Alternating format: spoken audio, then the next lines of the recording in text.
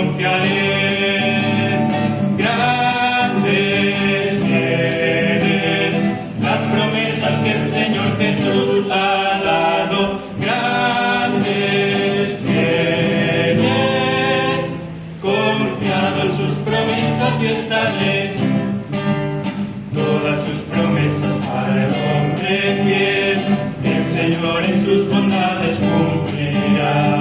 Y confiado espero siempre que por Él paz eterna mi alma gozará. Grandes, fieles, las promesas que el Señor Jesús ha dado.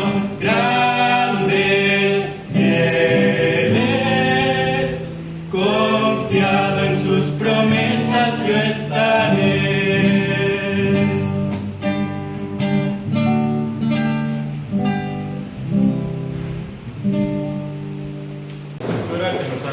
Nuestro hermano Samuel, nos encontramos en el libro de Mateo, capítulo 4, Mateo 4, los versículos que van del 1 al 11. Mateo 4, del 1 al 11. Entonces Jesús fue llevado del Espíritu al desierto para ser tentado del diablo. Habiendo ayunado 40 días y 40 noches, después tuvo hambre. Y llegándose a él el tentador, dijo: si eres hijo de Dios, di que estas piedras se hagan pan. Mas él, respondiendo, dijo: escrito está, no con solo el pan vivirá el hombre, mas con toda palabra que sale de la boca de Dios. Entonces el diablo le pasa a la santa ciudad y le pone sobre las almenas del templo. Y le dice: si eres hijo de Dios, échate abajo, que escrito está, a sus ángeles mandarán por ti y te alzarán en las manos para que nunca tropieces con tu pie en piedra. Jesús le dijo: escrito está además, no tentarás al Señor tu Dios. Otra vez le pasa al diablo a un monte muy alto y le muestra todos los reinos del mundo y su gloria. Y dice: de todo esto te daré si postrado me adorares. Entonces Jesús le dice: vete, Satanás, que escrito está, al Señor tu Dios adorarás y a Él solo servirás. El diablo entonces le dejó, y aquí los ángeles llegaron y le servían. Que el Señor bendiga su palabra. Y ahora tendremos un canto por el cuarteto de la Iglesia.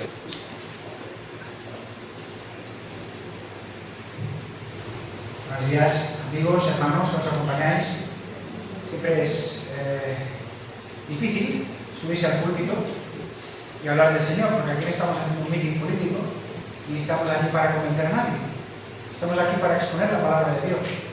Y lo más importante del Evangelio, que son las buenas nuevas.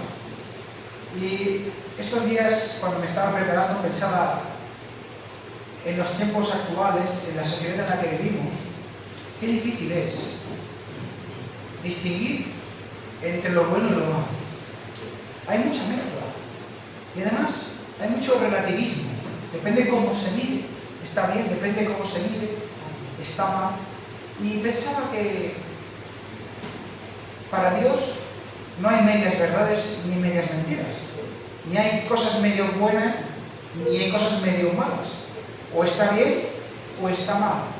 Y me daba el Señor este capítulo 4 de Mateo. Es un momento histórico en la vida de Cristo, el Hijo de Dios, Dios encarnado. Y es interesante porque cuando uno piensa en Dios, entre comillas, ¿no? Pues parece que es fácil. Todo le fue fácil, porque era Dios, lo podía hacer todo, tenía todo el poder. Pero cuando leemos la palabra de Dios, vemos que Él fue el primero que tuvo que pasar por pruebas, por dificultades, por, de alguna forma, menosprecios, por situaciones un poco complicadas.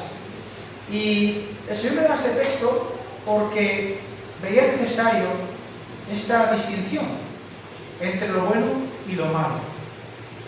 Es difícil que una persona que no conoce a Dios tenga la inquietud de decir: hay algo en mi vida que no funciona. Es difícil, ¿eh? Estamos tan entretenidos con el trabajo, con nuestros pasatiempos, pero Fijaos bien, qué poco se habla de la muerte. La muerte, los cementerios, que si habéis tenido la experiencia, ojalá que no, de haber estado en alguna vez, es una situación desgarradora, donde ves familias tristes. Y esa es la realidad del hombre. Todos, tarde o temprano, si el Señor no viene antes a buscarnos, vamos a tener que pasar por ahí. ¿Y luego qué? Y esa pregunta, ¿y luego qué? ¿Qué pasa después de la muerte? Como muchos científicos dicen, no pasa nada, solo somos entes biológicos y ya está, y se acaba, y se apaga la luz y ya está. ¿Queréis decir que solo será eso? ¿O habrá más? Quizá hay más cosas detrás de la muerte. Por eso es importante que tengamos muy en cuenta si estamos preparados para ese momento. Porque fijaos bien, estas personas de Venezuela llevaban vidas como nosotros, ¿eh? Y ayer estaban bien, en un terremoto, jóvenes, niños, mayores. No hay, la muerte no te espera, no te pregunta la edad que tienes, ¿eh? La muerte cuando te toca, te toca. Entonces, es importante que tengamos presente, aunque este mundo no quiere que nos fijemos en ello, pero nosotros deberíamos de fijarnos un poco en la muerte. Si estamos preparados para ese momento, para lo que vendrá después de ello. La muerte en sí es un tránsito, es un momento, pero ¿y después? ¿Después qué? ¿Después qué pasará? ¿Qué será de ti? No está ni el papa, ni la mamá, ni el dinero que te lleves de aquí, ni el jefe, ni mis sueños, todo eso se queda aquí. Te quedas tú solo, con lo que venga. Ahí está el punto. ¿Qué hay después de la muerte? Después de la muerte hay dos caminos. Camino que va a un sitio y otro camino que va a otro sitio. Y uno tiene que estar preparado con las maletas hechas para saber dónde va a ir, para saber dónde quiere ir y cómo puede ir a ese sitio, ¿no? Por eso es importante esta palabra tan importante que he repetido muchas veces y que se ha predicado bastante últimamente, que es la palabra arrepentimiento. El arrepentimiento.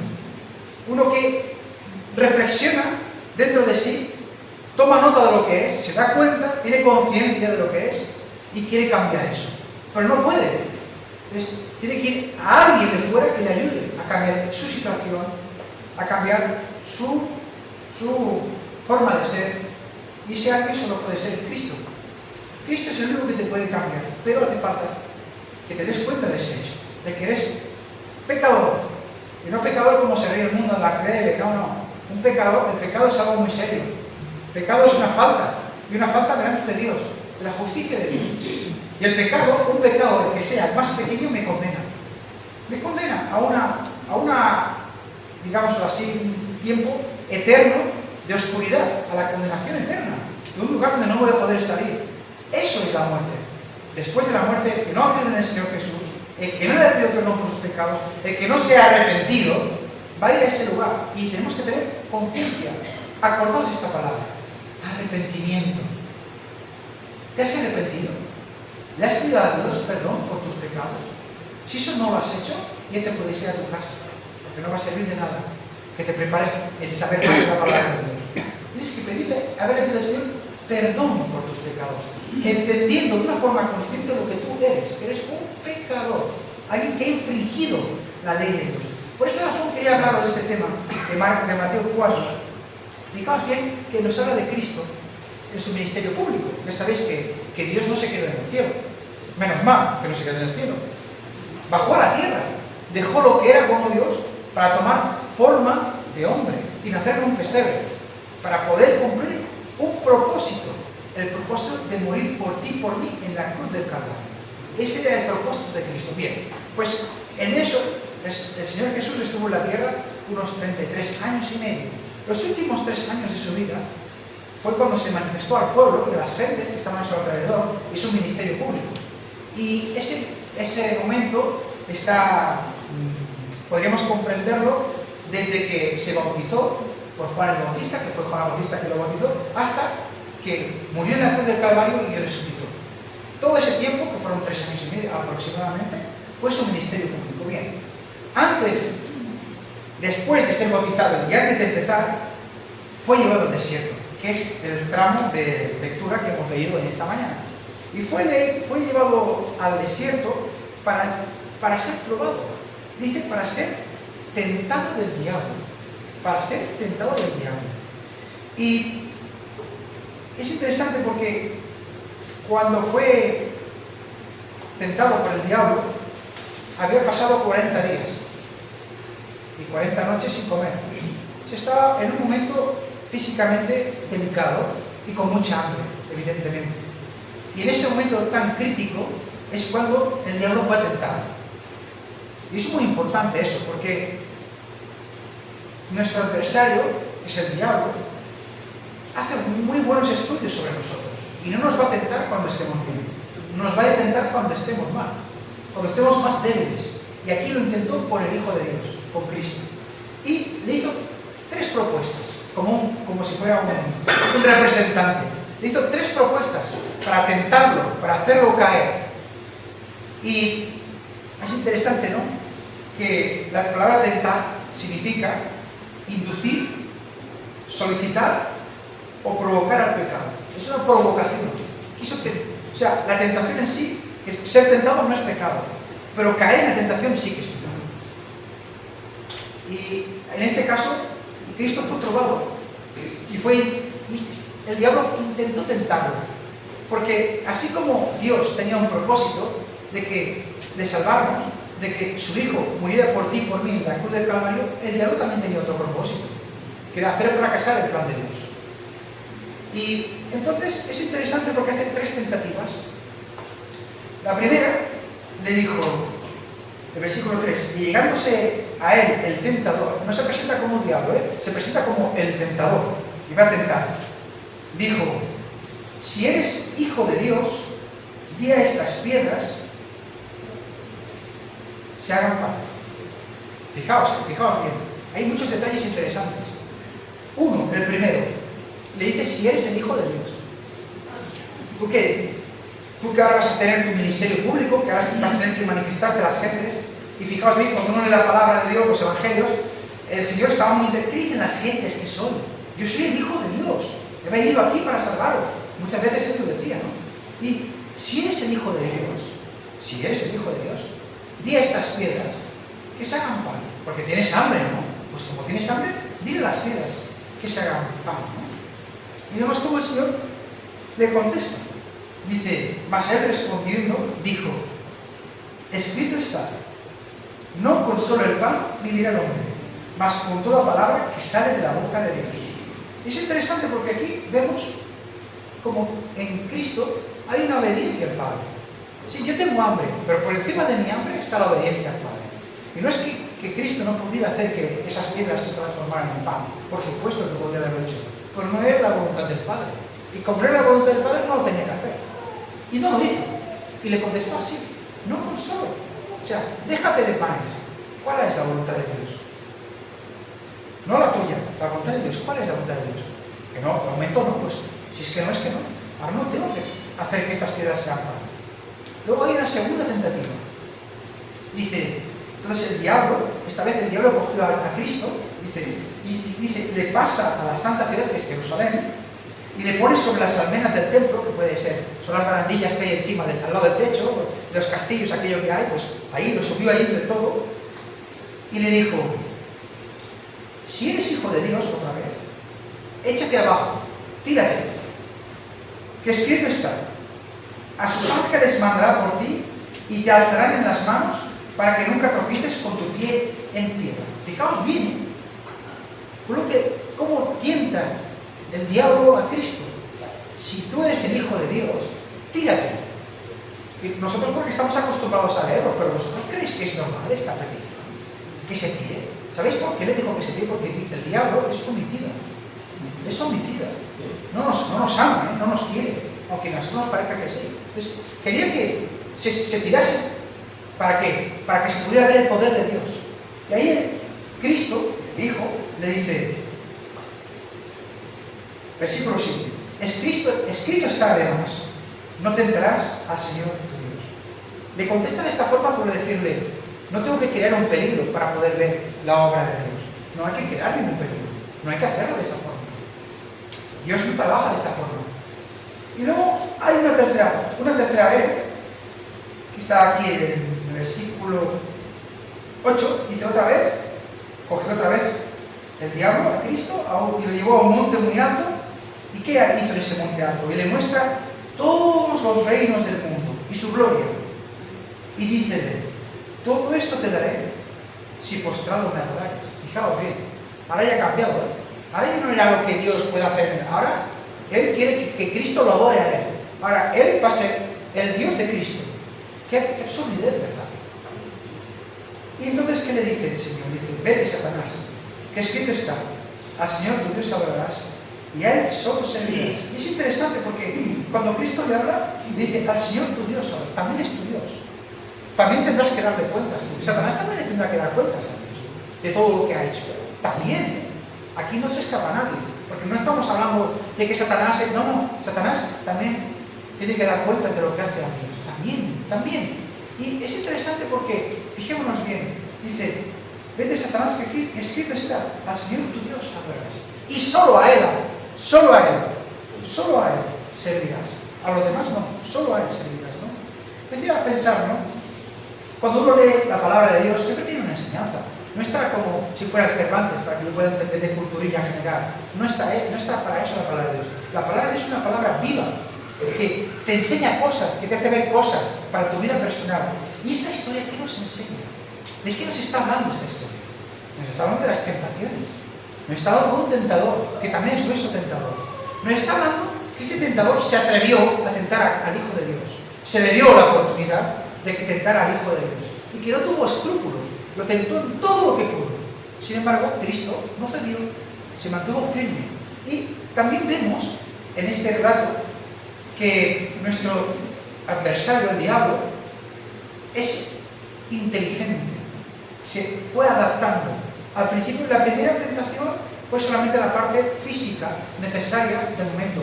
Luego, cuando vio que Cristo le hablaba con la palabra, entonces tomó la palabra. Entonces empezó a coger la palabra y lo tentó con la misma palabra. Se adaptó a lo que era Cristo. Igual también muchas veces nuestro adversario se adapta a nosotros mismos y nos hace tentaciones que se adaptan a nuestras necesidades en los momentos más críticos, ¿no? Me hacía mucho pensar en él, ¿no? Y pensaba, en Juan 4:34, no hace falta que lo busquéis, dice de Jesús, dice el versículo, mi comida es que haga la voluntad del que me envió y que acabe su obra. Y ese era su trabajo, hacer la voluntad del que le envió. Y la voluntad del que le envió, en su ministerio público, si leéis los evangelios, vais a ver que hizo muchos milagros. Vais a ver que sanó a muchos enfermos. Vais a ver que dio de comer a muchas personas, de donde era imposible. Pero todos esos milagros que el Señor hizo estaban conforme al Padre. Había una conexión con el Padre. Y no era una cosa improvisada.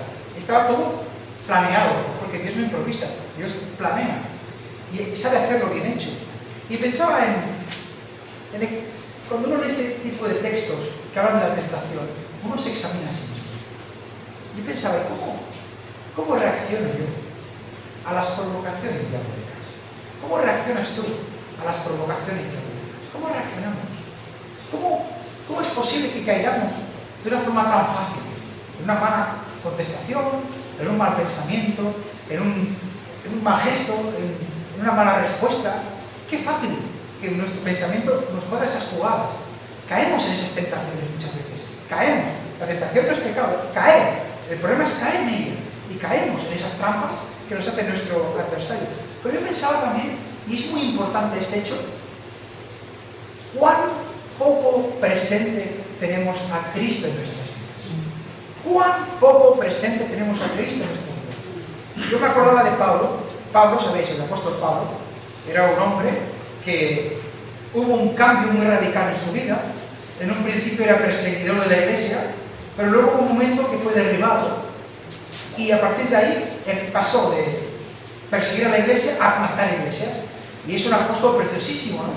Pero hay un momento en su vida que porque este hombre, este siervo de Dios, era muy absolutista. Y hay un momento en su vida que hace una declaración muy importante, muy totalitaria. Dice, para mí el vivir es Cristo. Para mí el vivir es Cristo. Para mí el vivir es Cristo. ¿Qué significa que para mí el vivir sea Cristo? Para mí el vivir es Cristo. Es que fuera de Él no vivo. Solo puedo vivir con Él. Solo puedo vivir en Él. Solo puedo vivir bajo su sombra. Todo, mi vida, tiene que estar amparada por Él. ¿Está así tu vida? ¿Está así mi vida? ¿Para mí vivir es Cristo? ¿Tengo a Cristo presente en mi vida? Porque va a venir el tentador, la tentación va a venir, el problema va a llegar. ¿Yo voy a estar preparado para ese día, para ese momento? No podemos ir a la guerra sin estar armados. ¿Qué tipo de soldado va a la guerra sin estar armado? Y lo bueno de todo es que la palabra de Dios nos da una armadura, nos provee una armadura, nos provee un escudo, una espada, un yelmo, una coraza, una cota, un tipo de calzado especial para la guerra. El Señor nos lo da, pero ahora bien, yo lo sé, yo lo conozco, pero ¿para mí vivir es Cristo? Es una pregunta que me hacía mucho pensar en estos días. ¿Qué es para mí vivir? ¿Qué es para ti vivir? ¿Para qué vivimos? ¿Para qué vivimos? ¿Vivimos para pagar facturas? ¿Vivimos para cumplir sueños? ¿Vivimos para...? Pero la vida se acaba, lo que decíamos al principio. Para mí vivir tiene que ser Cristo. Tengo que entender que es vivir para Cristo. Mi vida es de Cristo. Él me compró. No somos nuestros, dice la palabra. Somos de Él. Pero ahora bien, yo soy de Él, pero mi vida también es de Él. Quiero que mi vida esté sometida bajo su poderosa mano. Es una cosa que me hacía mucho pensar, ¿no? Porque tristemente muchas veces no vivo en Cristo. Vivo fuera de Cristo. ¿Y sabéis cuál es el problema? Que nosotros, por naturaleza, todos los hombres, de toda la historia, los pasados, el presente y el futuro, tenemos una naturaleza pecadora. En nosotros existe el mal. Nacemos con ese radical, que no es bueno, que es malo. A mí, por ejemplo, mis padres nunca me enseñaron a mentir, pero sé mentir muy bien. A mí mis padres nunca me enseñaron a criticar, pero critico muy bien. A mí mis padres nunca me enseñaron muchas cosas que las hacen muy bien. ¿Quién me las ha enseñado? Vienen de serie. Forman parte de mí. En mí hay mal, en mí hay pecado, soy pecador, de naturaleza, por naturaleza. Y soy así, pero no me puedo conformar. Y ahí está el punto. No me puedo conformar. Por esa razón, cuando viene la tentación y se encuentra con esa naturaleza mía de pecado, hace un equipo que me arrastra, que me lleva donde no quiero, que me hace hacer pensar cosas que no tengo que pensar, que me hace hacer ver cosas que no tengo que ver, que me hace hacer decir cosas que no tengo que decir. ¿Por qué? Porque para mí el vivir no es Cristo y porque no estoy preparándome para la tentación. Estoy viviendo sin armadura. Eso me hacía pensar en Santiago 1. Vamos a leerlo, no hace falta que lo busquéis. Santiago 1, 13 a 15 dice: cuando alguno es tentado, dice la palabra, no diga que es tentado de Dios. Porque Dios no tienta. No puede ser tentado de los malos, ni Él tienta a alguno. Sino que cada uno es tentado. Aquí viene la diferencia con Cristo. Que esto a Cristo no le pasó porque Él no era malo, Él era bueno. Él nació bueno, pero nosotros no. Sino que cada uno es tentado cuando de su propia concupiscencia es atraído y cebado. Y la concupiscencia, después que ha concebido, para el pecado, y el pecado siendo cumplido engendra la muerte. Pero aquí la palabra importante y difícil es concupiscencia. ¿Qué es la concupiscencia? Dice que la concupiscencia es el deseo intenso o apetito desordenado hacia bienes materiales o placeres. Es un deseo desordenado. Es algo que tú quieres por encima de las demás cosas. Es una ambición. Eso es una concupiscencia. Y dentro de mí hay concupiscencias que tiran de mí, que me arrastran, que lo sabemos, lo entendemos, lo hemos predicado muchas veces, pero aún le dejamos que haga lo que quiera con nosotros muchas veces. Y dice que, en el versículo 14, dice: cada uno es tentado cuando de su propia concupiscencia es atraído, nos atrae. No es una cosa desagradable, ¿eh? Cuando uno peca, en un principio, es agradable. Tú pecas porque te gusta pecar. Muchas veces, por accidente, bueno, pero muchas veces porque te gusta pecar. Te atrae. Te dejas llevar por ello. Te arrastra, te dejas llevar. Por eso es importante que luchemos contra eso. Luego dice, en 1 Juan 2, del 15 al 17, también aparece esta palabra tan rara, concupiscencia. Dice, fijaos bien lo que dice, no améis al mundo, ni las cosas que están en el mundo. Ostras, ¿y qué haremos entonces? Si alguno ama al mundo, el amor del Padre no está en él. Porque todo lo que hay en el mundo, y aquí viene otra vez esta palabra tan rara, la concupiscencia de la carne, y la concupiscencia de los ojos, y cuidado que ahora viene otra buena, y la soberbia de la vida, no es del Padre, mas es del mundo. Y el mundo se pasa, y su concupiscencia también, mas el que hace la voluntad de Dios permanece para siempre. Pero fijaos bien, ¿cómo nos dice la palabra? No améis al mundo, ni las cosas que están en el mundo. Y luego lo especifica. Dice, ¿cómo dice? ¿Qué hay en el mundo? Hay la concupiscencia, ese deseo desmesurado de la carne, de lo que tu cuerpo te pide, ¿verdad? De lo que tus ojos ven, las ambiciones, está metida. Ay, es que yo sé que no, aunque sea, es que da igual, te tira igual. Y la soberbia, yo soy más que los demás. Eso también puede darse en mí, también se puede dar en ti, porque forma parte de ti. Entonces, pero tú no puedes conformarte, tú tienes que luchar contra eso. Por eso dice la palabra que no somos del mundo, porque Él tampoco es del mundo. Vivimos en el mundo, pero no somos del mundo. Entonces, tampoco tenemos que tener los valores del mundo. Por eso dice, no améis al mundo. No, porque es que no somos este mundo. Y fijémonos bien, ¿no? Que incluso Pablo, en Romanos 7:14, pasa muy desapercibida esta palabra, pero está ahí. Dice, porque sabemos que la ley es espiritual. Dice, más, fijaos cómo dice Pablo, yo soy carnal. Dice de sí mismo, yo soy carnal. ¿En qué se refería Pablo que yo era? Si Pablo era el apóstol. No, pero él vio. Y después, en el versículo 18 dice, en mí no mora el bien. Fijémonos bien cómo se apercibía de lo que había dentro de él. La pregunta es, ¿y yo? ¿Me apercibo de lo que hay dentro de mí? ¿Quiero luchar contra ello? Y fijémonos bien, ¿no? Esta naturaleza vieja que tenemos, que es pecadora, que muchas veces predicamos sobre ella, pero es una naturaleza que nos atrae y también nos tiraniza. Nuestra naturaleza es una naturaleza tirana. ¿Sabéis lo que es un tirano, verdad? Todo lo que son estos políticos y demás que hay en ciertos países, que son unos tiranos, son dictaduras, ¿verdad? Pues nuestra carne es una tirana. Nos esclaviza en el pecado. Cuán difícil muchas veces es salir de un pecado. Un pecado que se ha convertido en una costumbre. Qué difícil es salir de él. Porque estamos tiranizados por nuestra propia carne. Hemos sido llamados a libertad. Somos llamados a salir de esa esclavitud del pecado. Por eso es importante, ¿no?, entender que somos carnales, pero tenemos a Cristo a nuestro lado. Y Él tiene todas las llaves y tiene todas las victorias para podernos ayudar en esos momentos de flaqueza, de hambre, como le pasaba al Señor Jesús, que tenía hambre, pero no sucumbió. Y pensaba también en Romanos 5:20, que es un versículo que dice, la palabra nos dice que donde abundó el pecado, lo sabéis, ¿no?, sobreabundó la gracia. Porque el Señor no deja el pecado y Dios espabilará. No. Él da soluciones. Nuestro Dios es un Dios de soluciones. No se conformó con quedarse en el cielo. Quiso tomar forma de hombre.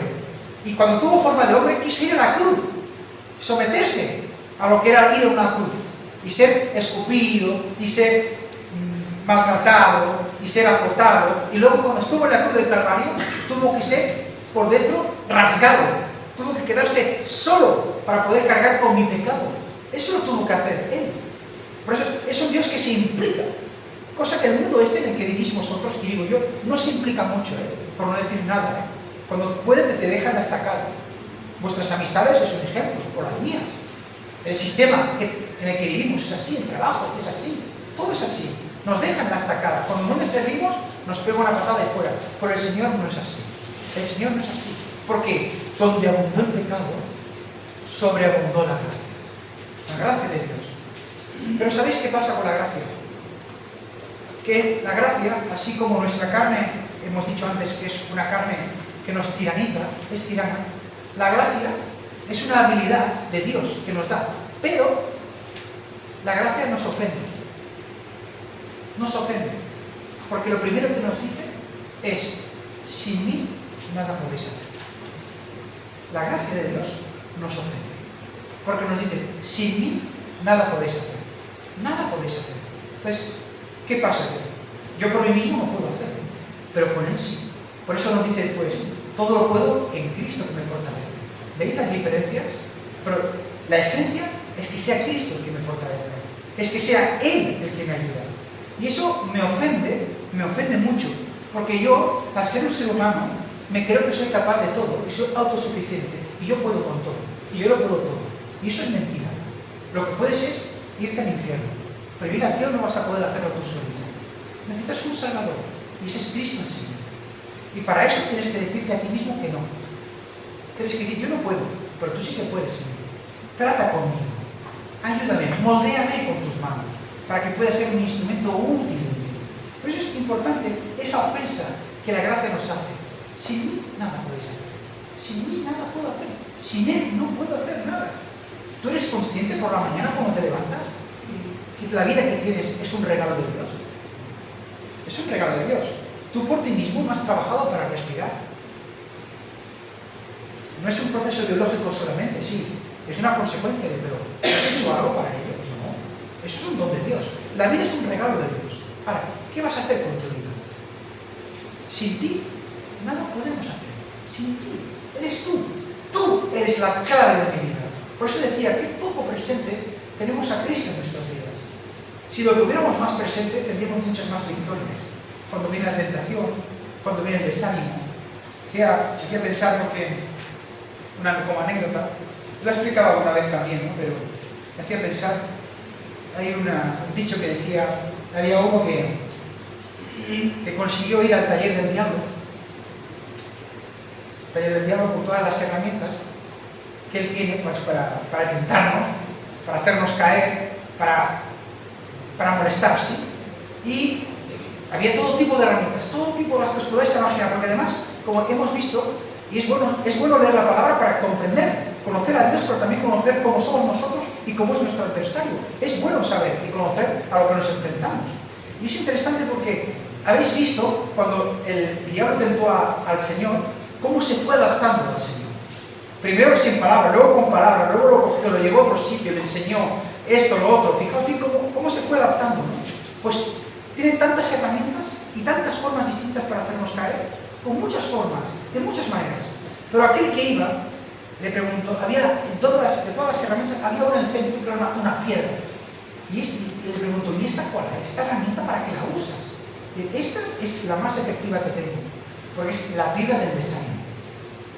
Con esta la tiro y al que toca lo desanima. Fijémonos bien, ¿cuántas formas tiene el diablo de tentarnos, de desanimarnos, de ofendernos, de despojarnos del trabajo que tenemos para con Dios? ¿Cuántas formas, de cuántas maneras, verdad que sí? Por eso el Señor no es así. El Señor solo tiene una herramienta, la cruz de Calvario. Y con esa es suficiente, porque en ella venció la muerte, en ella cargó tus pecados, ella nos da acceso al cielo. Por eso es importante no tener un poco, que ningún hombre, porque un día se nos va a pedir cuentas a todos, que ningún hombre tenga en poco una salvación tan grande como la que Cristo tuvo que hacer en la cruz del Calvario, que siendo Dios fue a la cruz para morir por ti y por mí en la cruz. Entonces aquí solo queda una cosa, ahora la pelota está sobre mi tejado. ¿Qué voy a hacer con todo esto? ¿Voy a vivir para mí mismo? ¿Voy a seguir viviendo en mi día a día, contemplando mi trabajo, dormir, trabajar y ya está? ¿O quiero buscar una utilidad para con Dios? ¿Quiero que Él me vocacione para hacer algo para Él? ¿O quiero vivir para Él? ¿O quiero que Él me diga, yo estoy aquí y te quiero usar? Y yo le puedo decir, sin ti, Señor, no puedo hacer nada. Que tu gracia me acompañe. Dice que hay un versículo que nos dice que nos hemos de acercar al trono de la gracia para encontrar el oportuno socorro. El trono de la gracia primero me dice quién soy y mi condición de pecador. Y luego cuando yo lo he entendido y me humillo, entonces Él me da el oportuno socorro. Pero primero me tengo que humillar y decirle, Señor, sin ti nada soy. La gracia sin humildad no puede funcionar. Primero tiene que haber una humildad delante del trono de la gracia, que me humille, que me quebrante delante de Él, ¿no? Por eso me hacía mucho pensar en Juan 14:26, dice, mas el Consolador, el Espíritu Santo, el cual el Padre enviará en mi nombre, Él os enseñará todas las cosas, y os recordará todas las cosas que os he dicho. La paz os dejo, mi paz os doy. No como el mundo la da, yo os la doy, no se turbe vuestro. La paz os dejo, mi paz os doy. Pero es una paz distinta, ¿eh? Es una paz distinta. Nos gusta la paz de Dios, sí, sí, sí, pero nos gusta vivirla como si fuera la paz del mundo. Un ratito y ya está. Pero es una paz que te envuelve. Si tú no has creído en el Señor Jesús como tu único y verdadero Salvador, prueba. Pídele al Señor perdón por tus pecados, que no seas consciente. Yo no lo entiendo, pero yo sé que algo no está bien en mi vida, en mi día a día, en mi persona. Yo sé que no estoy preparado para la muerte, para lo que viene después. Señor, prepárame. Quiero pedir perdón por mis pecados. Límpiame con tu sangre preciosa, porque yo quiero estar el día de mañana en el cielo contigo. No quiero ir al infierno. El infierno, cuando hablamos del infierno, que no se predica del infierno, me molesta. El infierno. El infierno, cuidado con el infierno, porque es un lugar que no tiene solución. La perdición no tiene solución. No se habla y es muy grave. Todas las cosas que tú puedes hacer mal, el Señor te las puede perdonar ahora y aquí, de momento. Pero una vez mueras, ya no se puede pedir perdón al Señor. Ya no puede haber solución al problema de la muerte, al problema de la condenación. Ya no hay solución. Por eso que es importante es darle gravedad a la perdición. Una vez perdido, decía aquel texto que tenemos, había un rico y un pobre, uno se llamaba Lázaro, el pobre, y el rico estaba en el infierno y clamaba y tenía sed y no podía saciar su sed. Y le decía a Abraham, dice, oye, déjame que vaya a decirle a mis familiares que no, ya tienen a los profetas, tú no puedes hacer nada. Porque ese hombre no quería que sus familiares vinieran al lugar donde él estaba. Él estaba probando lo que era la perdición. ¿Realmente vale la pena jugársela? ¿Queréis decir? ¿Vale la pena dudar de eso? ¿Vale la pena esperar a ver qué pasa después de la muerte? ¿O es mejor prepararse un poquito? Ser previsor. Porque si hay perdición y yo no le pido al Señor perdón por mis pecados, yo voy a estar en ese lugar. Yo no voy a ir al cielo. Y no va a haber solución para ello. Por eso, qué importante es acercarse al trono de la gracia. Entender lo que el Señor nos está diciendo esta mañana. El Señor nos está diciendo que hemos de tenerlo en nuestra vida. Que nuestro vivir sea Cristo. Que fuera de Cristo no hay nada que valga la pena. Y que en la tentación Él nos socorre. Siempre y cuando haya en nosotros una humildad. Y dejemos que la gracia nos toque. La gracia nos tiene que tocar. Hemos de dejar. Dice que donde abundó el pecado, sobreabundó la gracia. Muy bien, está muy bien ese versículo, pero puede sobreabundar y que yo no le haga caso a la gracia. La puedo tener y no usarla. Puedo tener una habitación llena de gracia y no usar la gracia. Aunque yo la tengo en mi casa, pues no la uso, la tengo aquí. De que me sirve la gracia. La gracia la tengo que usar. La capacidad que me da Dios para poder vencer las tentaciones y a mi carne existe, está. Tenemos que creer en el poder de Dios. Que Dios tiene poder para también ayudarme a mí, para no caer en la tentación. Y hay que creer en eso. Porque muchas veces somos unos incrédulos del poder de Dios. No creemos que Dios tenga poder, y sí que lo tiene. Y tiene mucho más de lo que nosotros nos imaginamos. Pero no le damos lugar. Entonces, démosle lugar esta semana al Señor en nuestra vida. Que vivamos una semana de gracia. Estemos ante el trono de la gracia, de una forma constante, para encontrar ese oportuno socorro. Que el Señor nos bendiga. Amén.